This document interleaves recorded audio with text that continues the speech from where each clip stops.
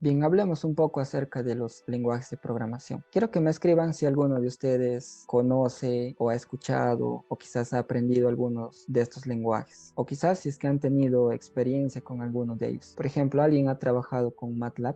Creo que nadie ha trabajado con alguno de esos lenguajes de programación. No hay ningún problema. Estos lenguajes de programación son utilizados en la actualidad. Los lenguajes de programación son simplemente como los lenguajes que tenemos o idiomas. Son un conjunto de palabras que se enlazan mediante símbolos. Generalmente son símbolos matemáticos y que tienen unas reglas. No pueden enlazarse o juntarse de forma desordenada. Cada lenguaje de programación tiene sus reglas. Si no las cumplimos, simplemente el computador nos da un error. Y un error no significa que nuestra computadora esté mal, sino que simplemente no hemos cumplido alguna regla del lenguaje de programación. Supuestamente el lenguaje C o la C que ven, que es el símbolo del lenguaje C, es el más complicado de todos los que están viendo. Es uno de los primeros lenguajes de programación más entendibles para nosotros los humanos porque inicialmente los computadores solo funcionaban con ceros y unos.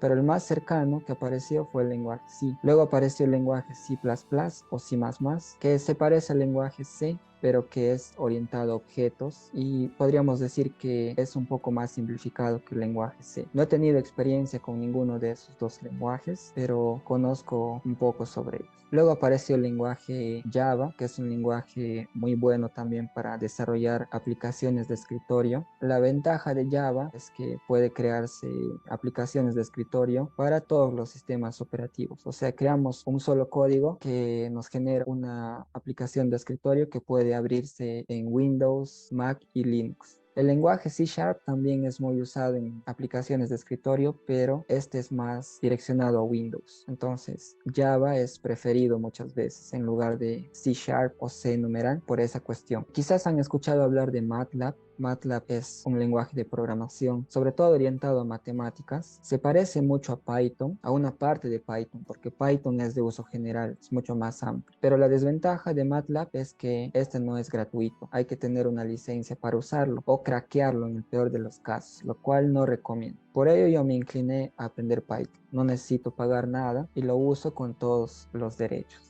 El lenguaje de programación MATLAB es muy potente y bueno para matemáticas, pero su principal desventaja es que no es gratuito, hay que pagar una licencia. Justamente acabo de abrir su página y el precio de MATLAB es $2.350 para una licencia perpetua y una licencia anual es de $940.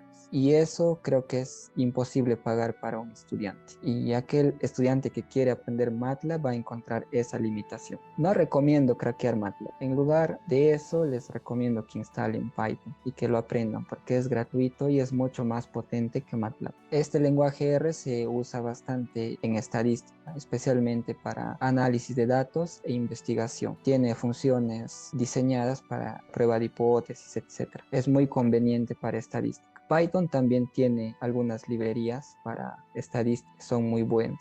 Pero entre R y Python, creo que R es mucho más especializada en estadística. Y su ventaja es que es gratuito también. Entonces, si ustedes en algún momento trabajan con estadística o van a realizar alguna investigación, pueden hacer su análisis de datos con el lenguaje de programación R, que es bastante sencillo, similar a Python. El lenguaje J como una Z al revés, es el lenguaje JavaScript. Este lenguaje es el responsable de programar la web. Con este lenguaje de programación se hacen las páginas web. Todo el dinamismo que tiene una página web, todas las respuestas que da, las operaciones que realiza, por lo general se hacen en JavaScript. Es un lenguaje focalizado especialmente para la web. Bien, y tenemos al centro Python. ¿Por qué está al centro Python? Porque tiene muchísimas ventajas, sobre todo para nosotros, los ingenieros civiles.